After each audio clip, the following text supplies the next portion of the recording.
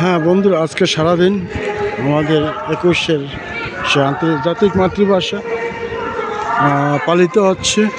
আপনারা দেখতে পাচ্ছেন আমাদের শাহবাগ সে জাতীয় শহীদ মিনারে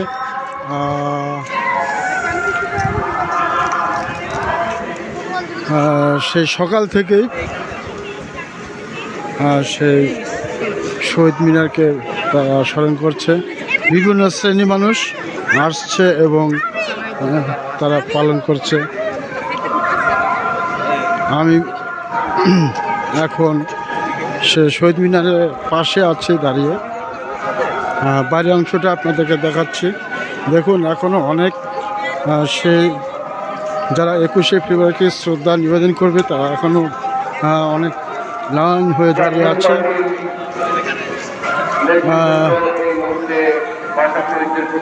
আপনারা দেখতে পাচ্ছেন যে বাইরে এখন অনেক সে বাংলা ভাষাকে শ্রদ্ধা নিবেদন করার জন্য তারা সিরিয়ালভাবে দাঁড়িয়ে আছে। আসলে এই বাংলা ভাষার জন্য 1952 সালে যারা শহীদ হয়েছিলেন তাদের কি কখনো ভোলা যায়? কখনো ভোলা যায় না। আর এই জন্য আজকে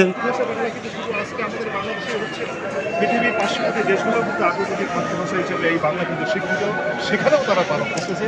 সেই দিক দিয়ে তো আমরা বলতেই পারি যে আমরা বাঙালি হিসেবে গর্বিত, এবং সেই বাংলার গর্বিত সন্তান হিসেবে আমরা দাবি করতে চাই যে আগামী যে বাংলাদেশ, সবার আগে যে বাংলাদেশ, আমরা সবাই একত্রিত মিলিয়ে সেখানে সমভাবে সম অধিকার নিয়ে আমরা আমাদের বাংলাদেশকে আমরা এগিয়ে নিয়ে যাব। আজকের এই মাতৃভাষা এবং শহীদ দিবসের আজকে এই হোক সকলে আমাদের দ্রুত ধন্যবাদ। ঠিক আছে, আমরা দেখতে পাচ্ছি এখনো অনেক সে লাইনে দাঁড়িয়ে আছে যারা শহীদ দিবসকে স্মরণ করার জন্য।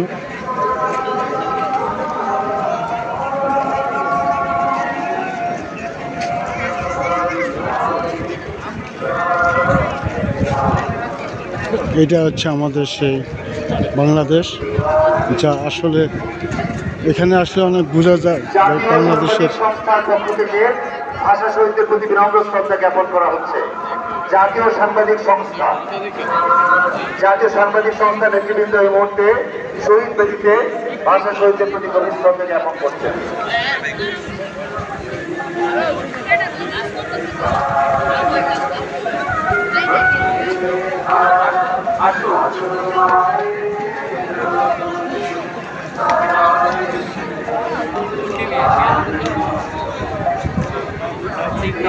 বাংলাদেশ চলচ্চিত্র পরিচালক সমিতির পক্ষে সভাপতি শাহীন সুমন, মহাসচিব শাহীন কবির টুটুল, উপ মহাসচিব কবিরুল ইসলাম রানা সহ